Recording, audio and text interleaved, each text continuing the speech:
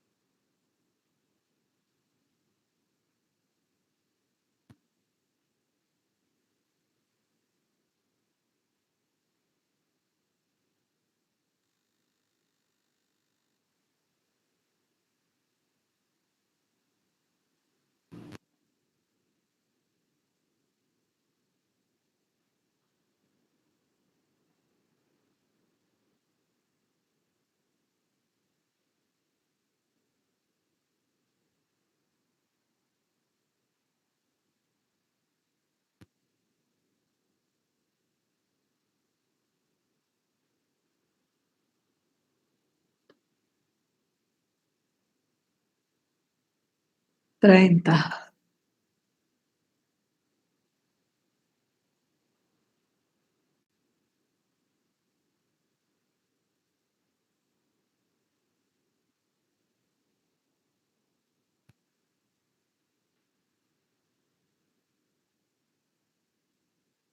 Bueno, son las 8. Vamos a comenzar. Compartir pantalla.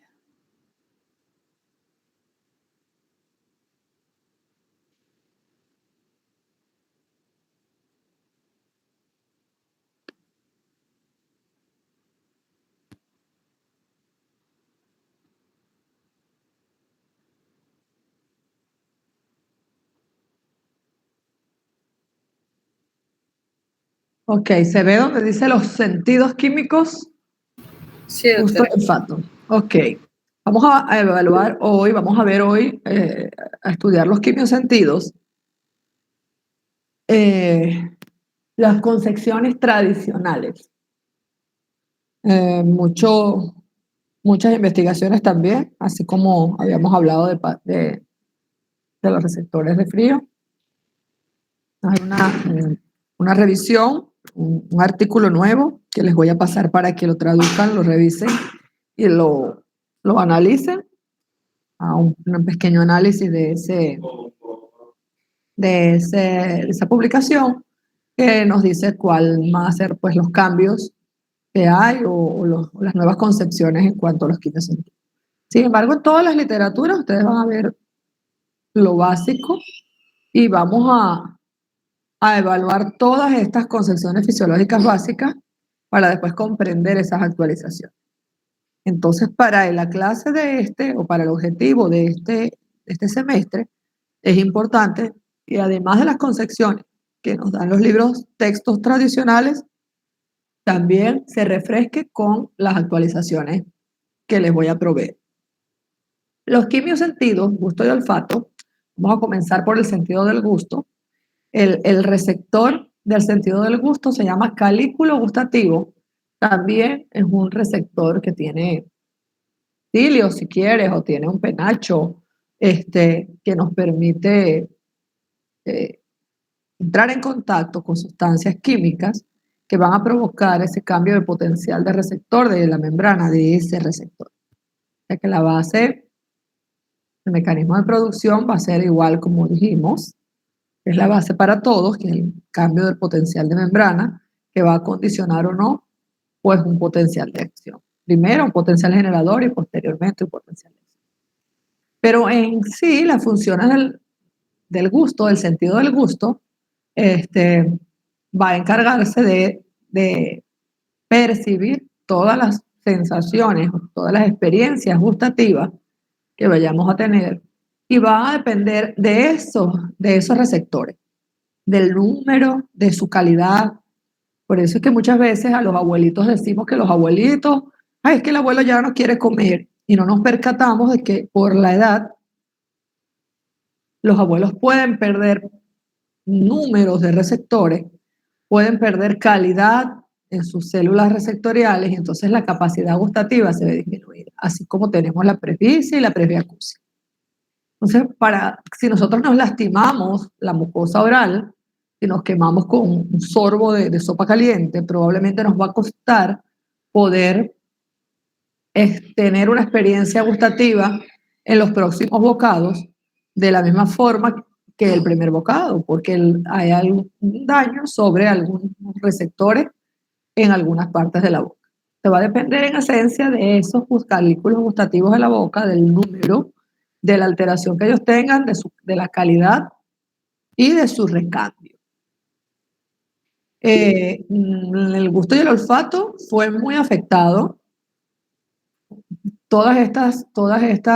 En la era de COVID, fue muy estudiado lo que eran estos trastornos. De hecho, se hicieron algunas pruebas, las pruebas de olores y las pruebas de gusto, que eran pruebas clínicas que nosotros podíamos tener y que se hicieron estudios de investigación. Yo leí varios de la Universidad Central, donde como parte de trabajos de grado o también para hacer estudios de investigación, hacían una prueba de gusto y una prueba de olfato. No solamente con el gusto experimentamos los sabores primarios, sino que también podemos experimentar diferentes texturas de los alimentos. Se le llama sentido bucal del tacto, o sea, nosotros podemos saborear un marshmallow o podemos saborear un níspero y la textura que va a tener uno u otro es totalmente diferente.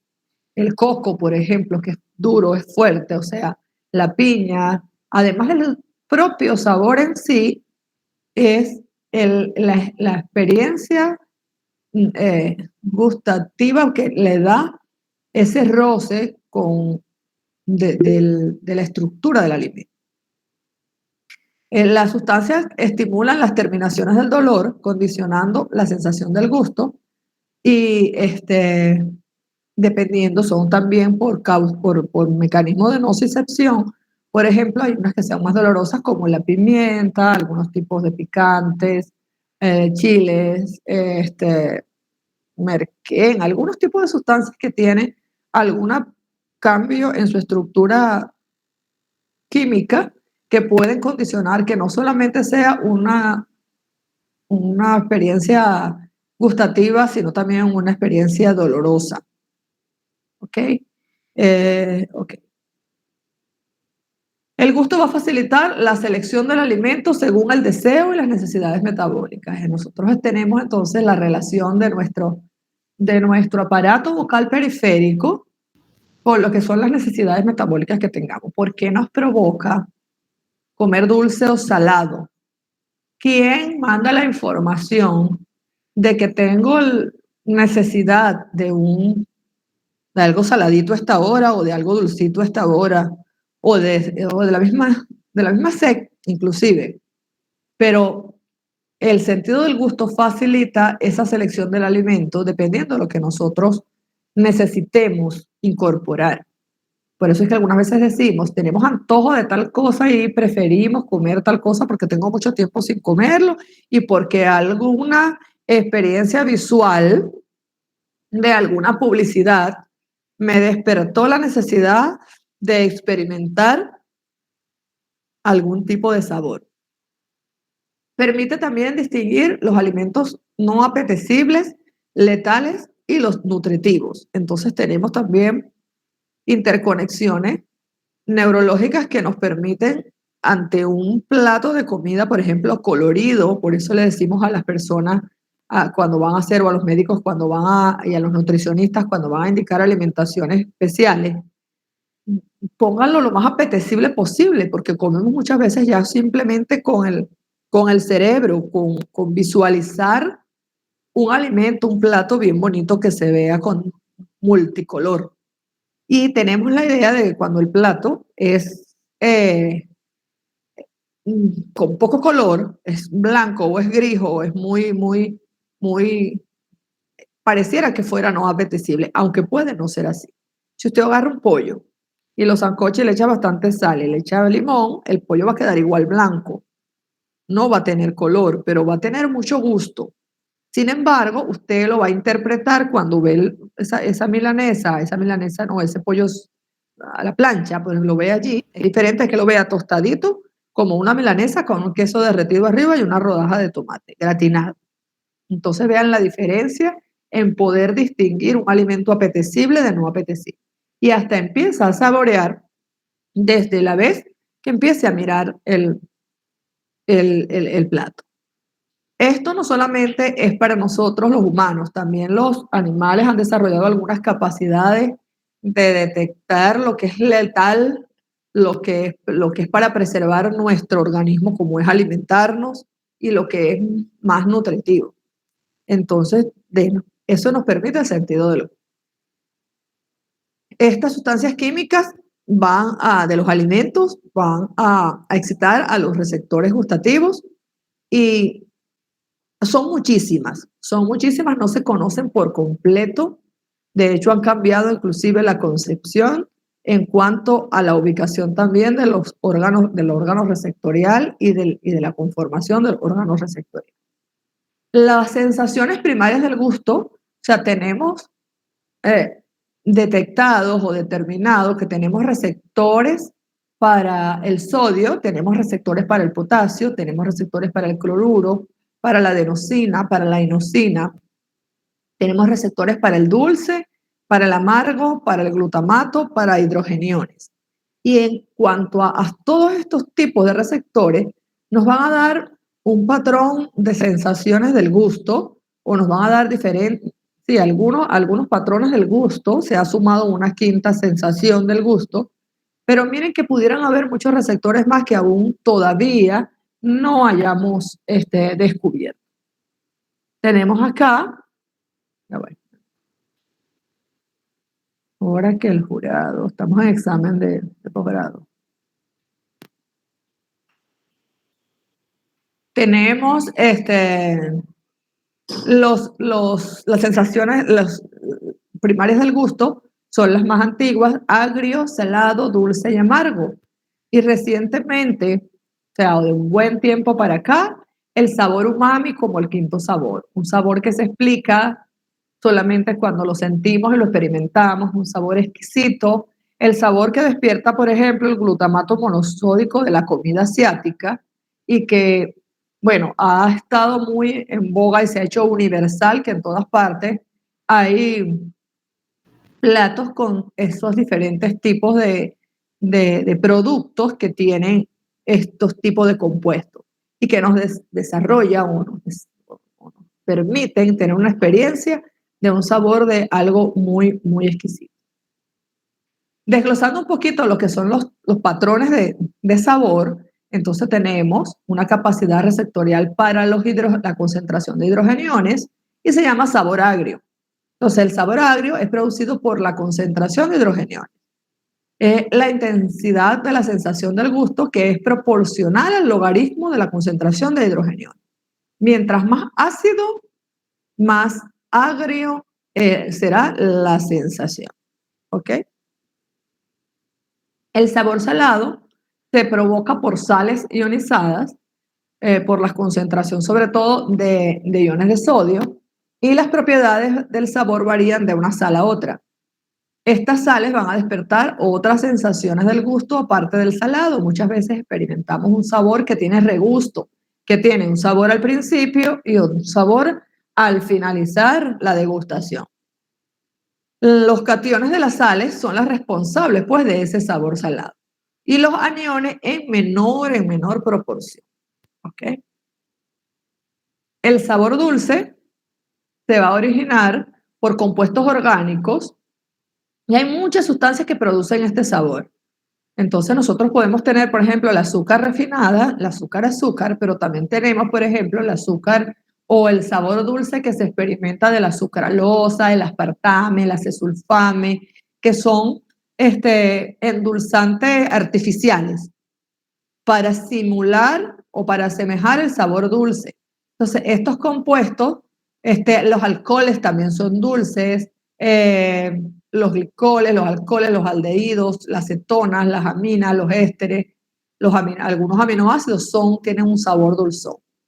Algunos productos más delicados para el consumo humano, como el ácido sulfónico, los halogenados y algunas sales inorgánicas de metales pesados también pueden ser dulzonas, con sabor dulce.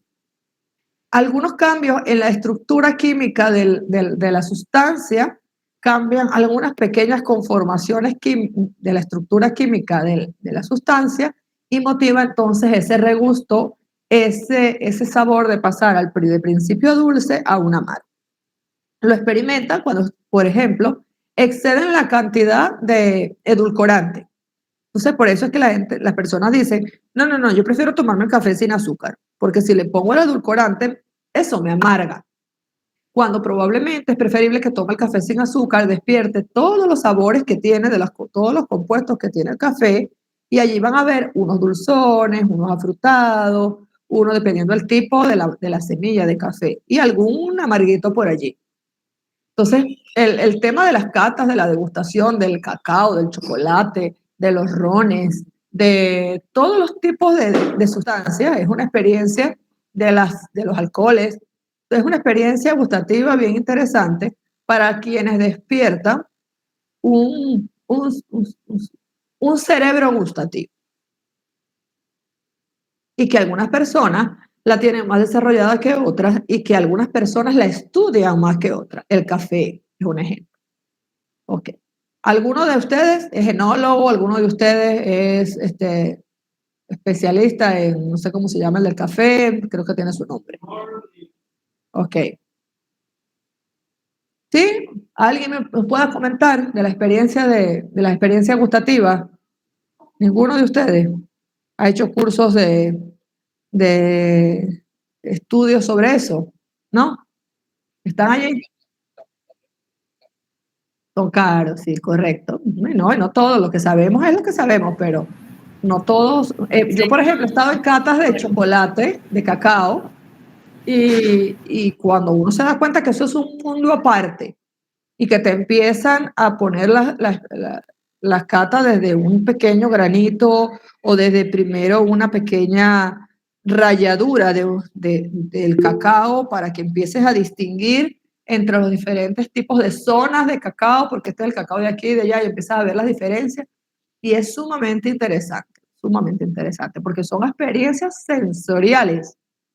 Y de repente lo más frecuente que uno ve son las catas de vino, las catas de champañas y de ese tipo de cosas, ¿no? Pero hay catas de los granos de café, de cada una de las cosas. Y me imagino que así para la cebada para los cerveceros, este, y, y la de las carnes para los cortes de carne, este, para los del sur, los de la Patagonia y por allá que tienen sus especialidades. O sea, es un arte, la verdad es que hay que prestar atención, que en el momento en que estemos ante una experiencia de esa, disfrutar la experiencia, porque es una experiencia de vida. O sea, comer, sentarse a la mesa y comer, aunque sea degustar el plato que te pone tu mamá, es una experiencia de vida nutritiva muy importante, donde si vas haciendo lo propio, probablemente no llegas a comer grandes cantidades y llegas a suplir las necesidades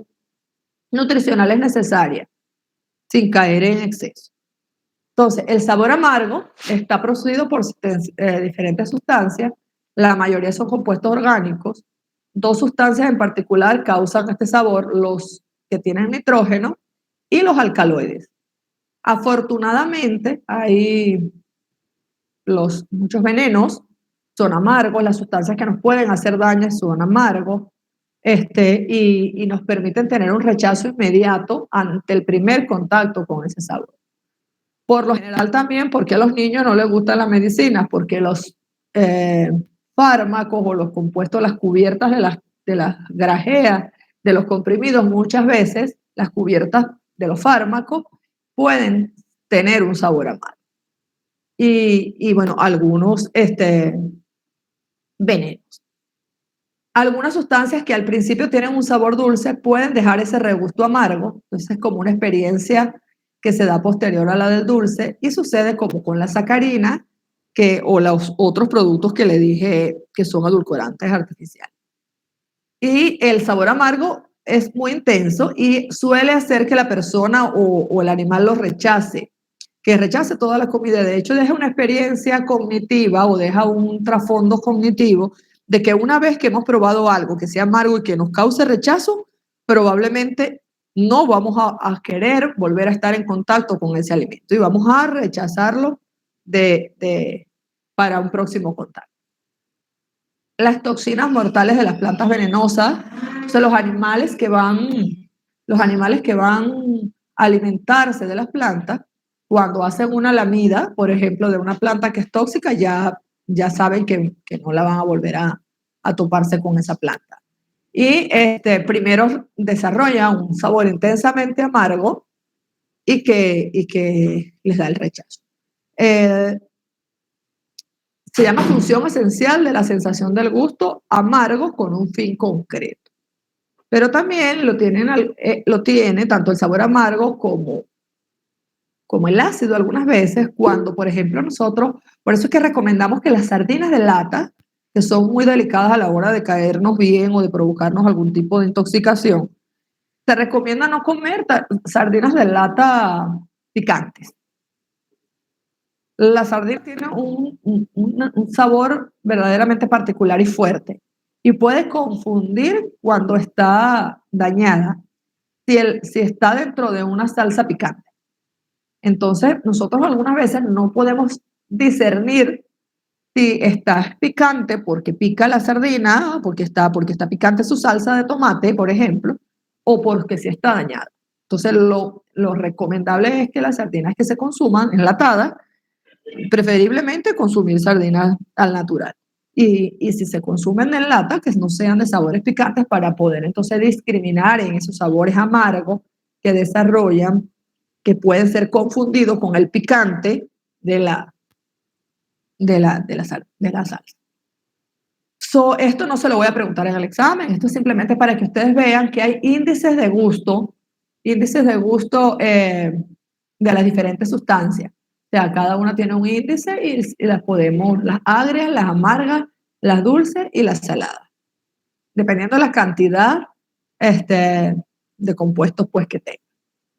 Cuando tenemos alteración del sentido del gusto, ausencia del sentido del gusto, lo llamamos ceguera del gusto, ausencia del sentido del gusto para ciertas sustancias. O sea, nosotros podemos de repente no sentir salado o no sentir dulce o no sentir amargo, ok.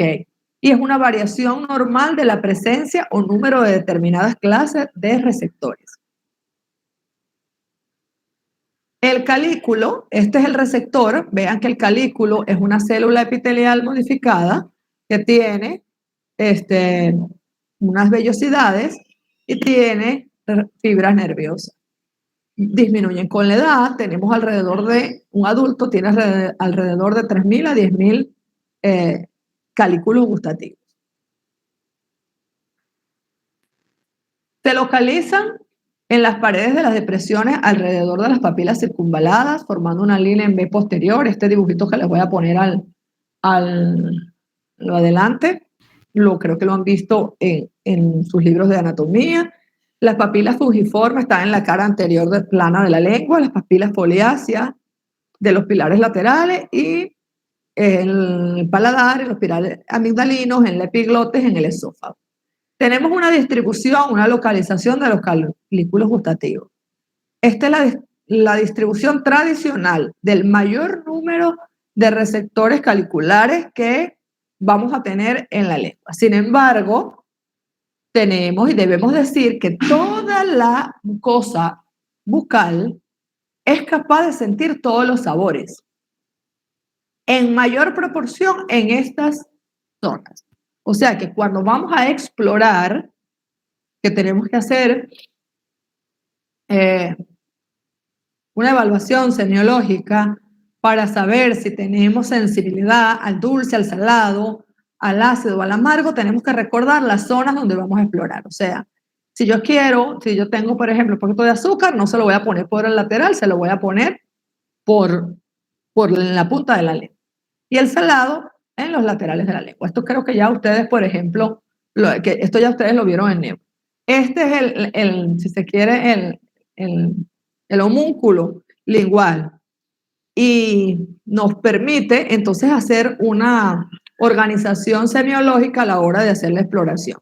Pero toda la mucosa bucal tiene la capacidad sensitiva de determinar los sabores. La especificidad es la respuesta a solo uno de los 5 estímulos primarios de sabor, cuando la sustancia que se prueba se encuentra en una concentración pequeña. ¿Ok? Y la vía de la sensación gustativa va desde una sustancia química que entra en contacto con un receptor que determina ese tipo de sabor, se provoca el cambio del potencial de membrana, del cambio del potencial del receptor, esa variación del potencial eléctrico dado por el contacto de la sustancia química con el receptor, me apertura los canales iónicos, entra sodio y se provoca despolarización. Entonces, para el sentido del gusto, el mecanismo de producción del potencial generador es despolarización. Pero podemos diferenciarlos dependiendo del tipo de sabor. Para los receptores de salado y agrio, se van a abrir los canales iónicos. Pero para los receptores dulce y amargo, se activan segundos mensajeros que van a inducir cambios químicos intracelulares e inician señales de gusto. Entonces, de forma directa, la despolarización se da ante la exposición de los receptores para el salado y para el agrio. Pero para el dulce y el amargo me activan segundos mensajeros. ¿Todos saben lo que son segundos mensajeros? Eso es lo de la proteína G. Ajá, pero hay varios segundos mensajeros. Proteína G, ¿qué más? ¿Quiénes otros son segundos mensajeros? ¿El calcio es un segundo mensajero?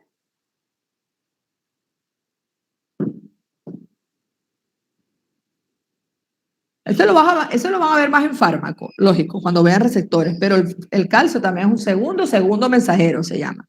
Doble segundo mensajero. O sea, la proteína G es un segundo mensajero, es una conformación del receptor. El receptor tiene una conformación que activa un segundo mensajero para que produzca cambios químicos intracelulares. Entonces, los tienen los receptores del dulce y del amargo y van a ver después también en las células, en el olfato también vamos a ver. Entonces, la vía gustativa la podemos dividir en 3. Toda la información recogida en los 2 tercios anteriores de la lengua va por el nervio facial hacia el tracto solitario y luego el área somestésica. El área gustativa de las papilas que ocupan todo lo que es el dorso por el glosofaringio y la base de la lengua por el nervio vago. Esto para ustedes es recordatorio. ¿Ok? Aquí ven la vía, cómo va desde las papilas, el tracto solitario, hasta el área gustativa de la región del opérculo insular en la corteza. Podemos tener preferencias gustativas cuando la elección de un tipo de alimento se da según la necesidad o requerimiento de una sustancia determinada. Entonces, eso, ceguera del gusto es la ageusia, también deben manejar ese término, ageusia. Hipogeusia es cuando hay disminución de la sensibilidad gustativa, ageusia cuando hay abolición de la sensibilidad gustativa. Y ceguera para los sabores es de la dificultad o la variación que hay para los diferentes tipos de sabores. ¿Estamos entonces bien hasta acá? Ok. Para el olfato, para el otro quimiosentido, entonces nos vamos hacia la membrana olfativa. Tenemos una membrana olfativa en la parte superior de cada fosa nasal que ocupa un área extensa como de 2.4 centímetros cuadrados.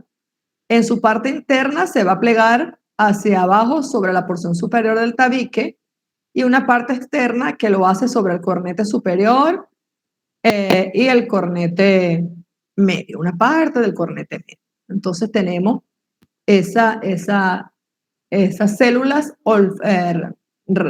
receptoras, son las células receptoras de la sensación del olfato y son de tipo neurológico,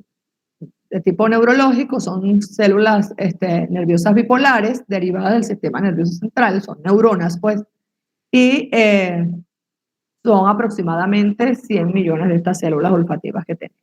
Tenemos una gran capacidad telesectoras con estas células olfativas, o sea, de detectar sensaciones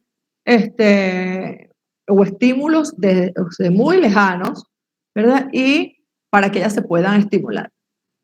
El extremo mucoso de esa célula olfativa, vean que la cintilla olfativa es la que va a conformar el nervio olfativo. Y acá abajo, en esta parte de acá, tenemos el contacto que tenemos en las partes de las fosas nasales.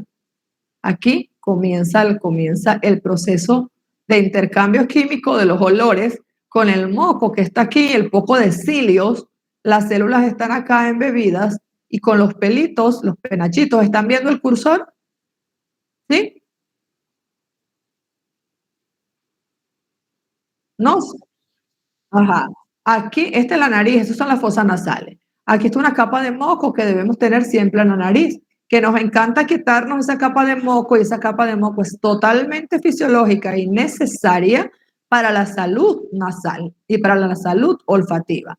¿Por qué? Porque es la que va a permitir la reacción química necesaria de la sensación olfativa para que pueda expresarse en el receptor, en la célula. Allí están, vuelvo a buscar el cursor. Aquí están, es que se me pasa la lámina. Ajá. Allí están un poco de cilios de las células olfativas, que son las que van a hacer el contacto con ese moco que está allí, esa capa de moco que está allí.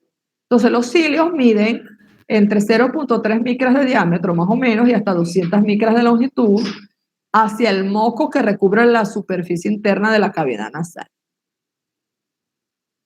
Esos cilios olfativos forman un denso tapiz con el moco, reaccionan a los olores del aire y luego van a estimular a las células olfativas. Controlan los olores y modulan los olores para que puedan ser llevados por esa cintilla olfativa. Tenemos allí entonces también las células o las glándulas de Bowman. Me voy hacia atrás. Las glándulas de Bowman son estas glándulas productoras de moco. Estas son las que van a producir el moco acá en la nariz y van a secretar ese moco hacia la superficie de la membrana olfativa. ¿Cómo se excitan esas células olfativas? Cada célula olfativa está constituida por los pelitos esos, por los cilios. Las sustancias olorosas primero difunden por el moco que recubre los cilios, se unen a una proteína del receptor de la membrana ciliar. El receptor es una molécula larga que atraviesa 7 veces la membrana, doblándose sucesivamente hacia adentro y hacia afuera.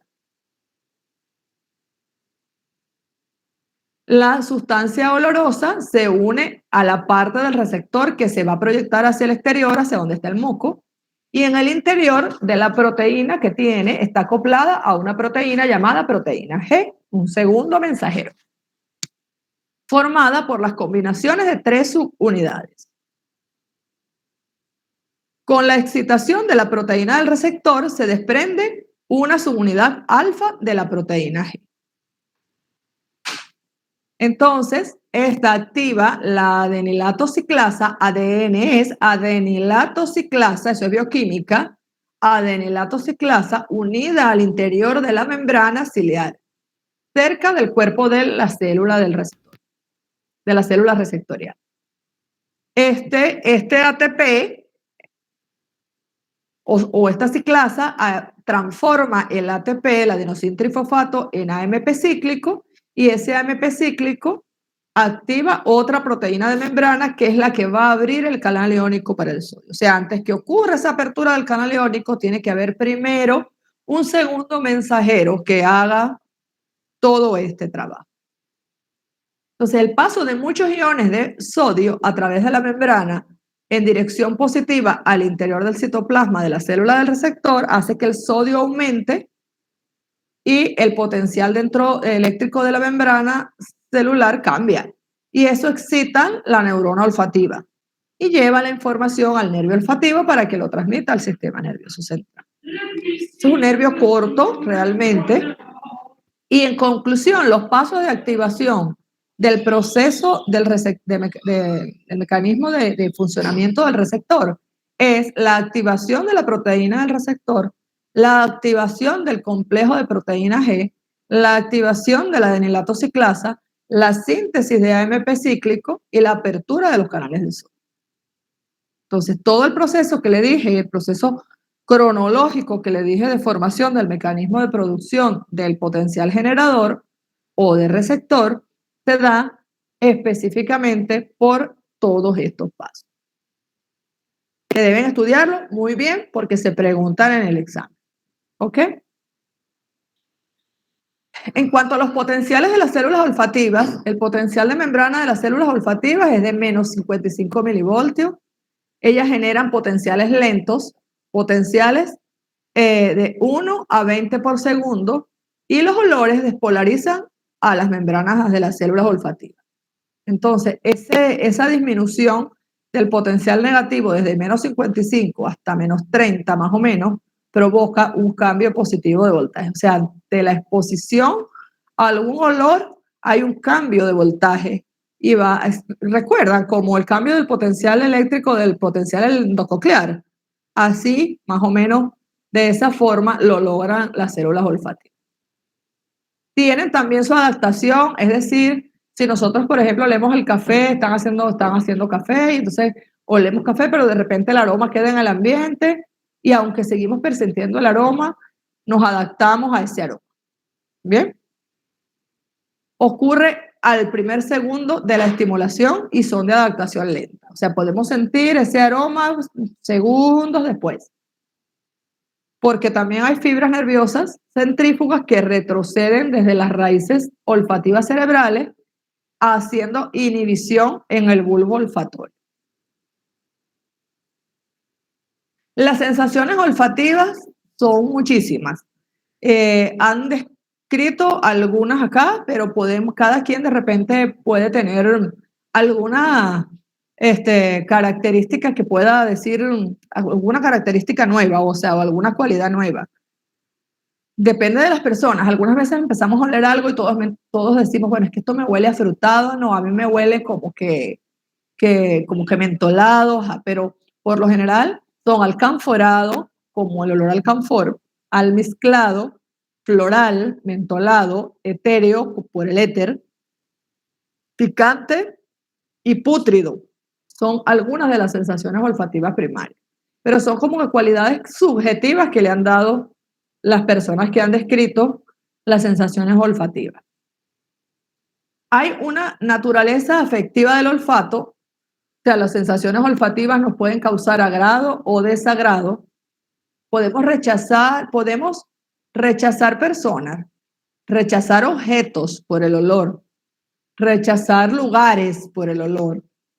Podemos sentir agrado por personas, por el olor, gustarnos ambientes solamente por el olor o comparar cuando llegamos, por ejemplo, a una casa y nos huele algo que el olor nos recuerda a alguna otra situación placentera o desplacentera, podemos decir, aquí me huele como me olía en tal parte cuando, ok, Entonces podemos tener como que recuerdos que solamente por la memoria olfativa.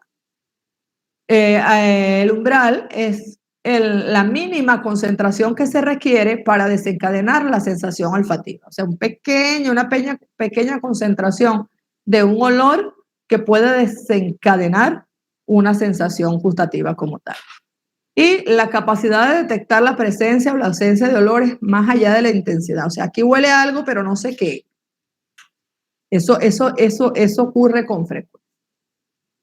La vía de las células olfatorias hasta la corteza son la vía olfatoria, desde las células olfatorias hasta la corteza, pasan por el bulbo olfatorio y el tracto olfatorio, el nervio olfatorio, primer nervio craneal. Lo que pasa es que es par, es primer nervio craneal, corrijan eso allí, cintilla olfativa y van a las áreas olfativas medial y lateral.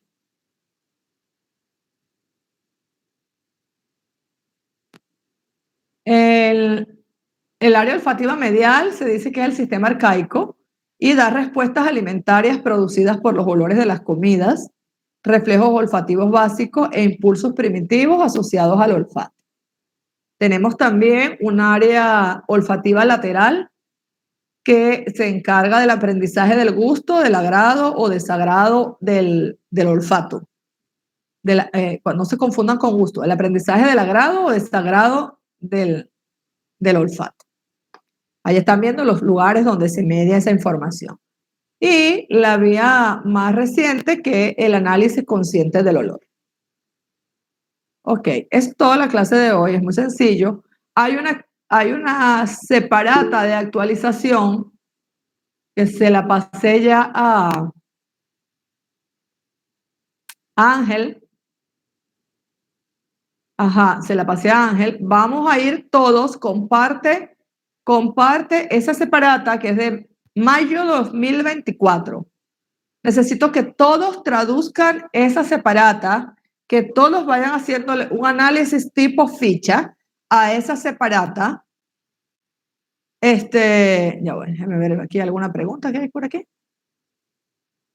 Quería preguntar si el moco que ayuda a los receptores es el duro o el aguadito. Ok, ahí voy.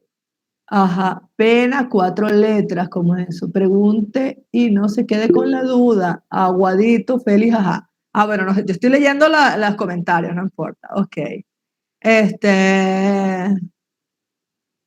Porque las personas con COVID ¿por qué las personas con COVID pierden el olfato? Ok.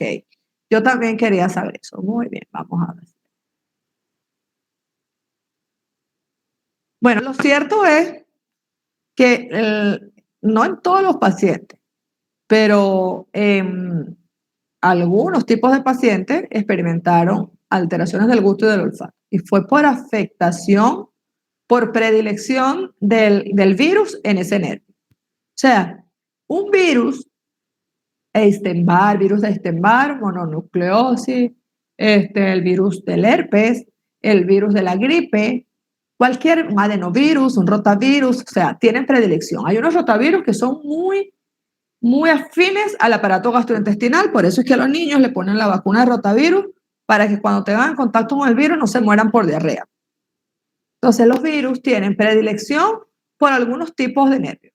En este caso, por el sistema nervioso, los nervios del gusto y del olfato y por los nervios, y por las células, por los neumocitos del aparato respiratorio. Entonces, tienen un pleiotropismo, tienen una afinidad, perdón, esa es la palabra, no pleiotropismo, una afinidad por los nervios del gusto y del olfato. Y entonces inflamaron, afectaron, inhibieron temporalmente la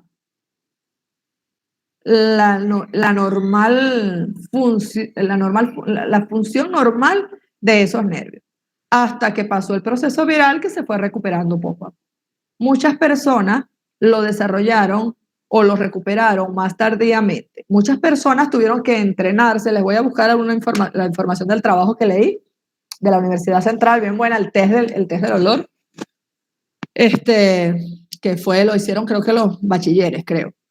y hicieron un trabajo bien bonito sobre eso. Entonces, en la medida que pasó el virus, después queda un proceso de recuperación, para unos cortos, para unos más largos. Eso es con respecto al COVID.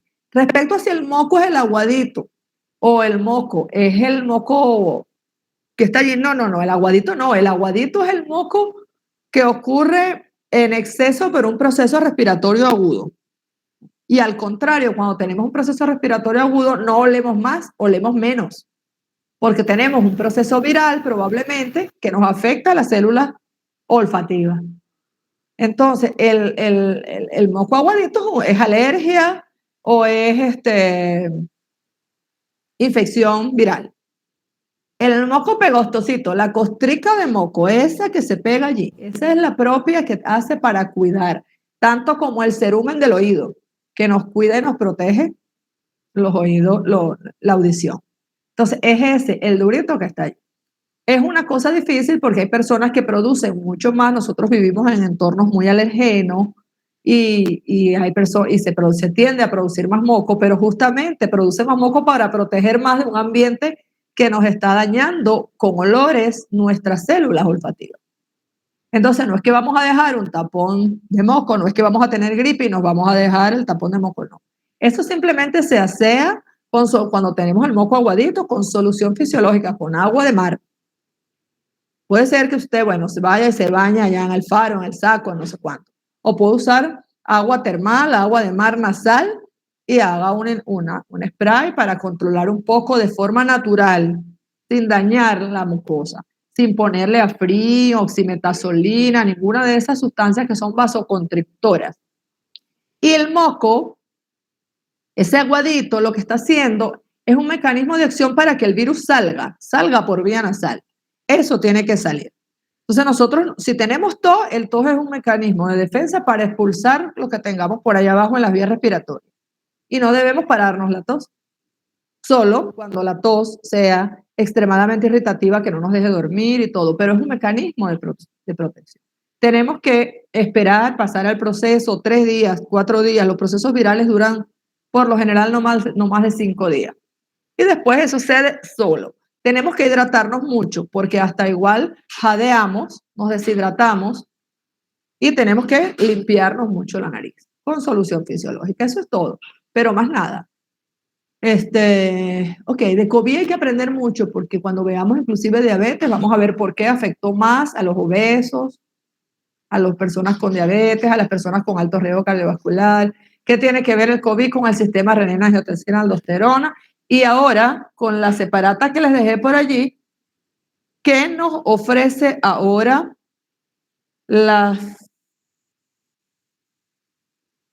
no sé, los descubrimientos actuales respecto al gusto con las enfermedades metabólicas? Estamos en la era de la microbiota, estamos en la era de las enfermedades cardiometabólicas y renales respecto a las alteraciones de los otros sistemas. Entonces tenemos que empezar a buscar la relación con todas las cosas. Vayan revisando la separata, tradúzcanla ya, manténganla ustedes por allí. Yo les voy a decir exactamente qué necesito, pero vayan haciendo su resumen tipo ficha de lo más importante, de que por qué hicieron el estudio. En la ficha siempre, no sé si ustedes han hecho fichas en algún momento, en la ficha es el objetivo del trabajo o de la revisión que se hizo, con qué intención se hizo, cuál fue la metodología utilizada y cuáles fueron los resultados y una opinión personal al final de qué usted piensa sobre lo que leyó. Eso es lo que eso es lo que les voy a pedir. Ok, entonces bueno, nos vemos mañana para ver corteza. Yo creo que nos va a dar tiempo a ver corteza y pasado mañana les voy a dar entonces memoria, aprendizaje y electroencefalografía para que no se queden sin ver lo que es electro. Chao, si da tiempo mañana se le doy todo eso mañana. Hasta mañana a las 8. Estén puntuales. ¿Quién por ahí ¿Alguien levantó la mano? ¿Preguntar algo, Ángel? ¿Alguien por allí? No, doctor. Ok. Chao.